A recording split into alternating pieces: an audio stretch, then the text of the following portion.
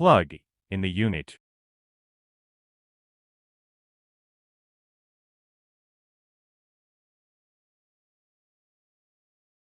The actual temperature inside the cooling compartment will be displayed. You can set the temperature by pressing plus or minus button. The range is from minus for Fahrenheit to 68 Fahrenheit. Each press will change the temperature by 1 Fahrenheit. Long press to change rapidly. If the control panel is not used for 30 seconds, the child lock will activate automatically, and the lock indicator on the display will light up. Press and hold the plus and minus buttons simultaneously for 3 seconds to unlock.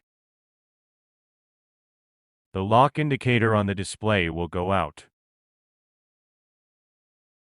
Long press the set button to enter mode setting. Note if no buttons are pressed for about 10 seconds, the mode setting will exit automatically. Press the plus or minus button to select your desired battery monitor setting. The default setting is medium.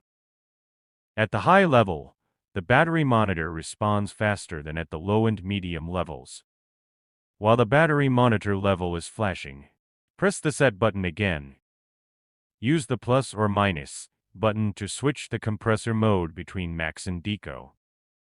It is recommended to use eco mode for fresh food storage and max mode for freezing or in high ambient temperatures. While the compressor running mode is flashing, press the set button again. The temperature unit indicator will start flashing. Use the plus or minus button to switch between Celsius and Fahrenheit. The selected unit in the display window will flash for a few seconds, then the setting will be saved automatically. Press and hold the power button for more than 3 seconds to turn off the unit.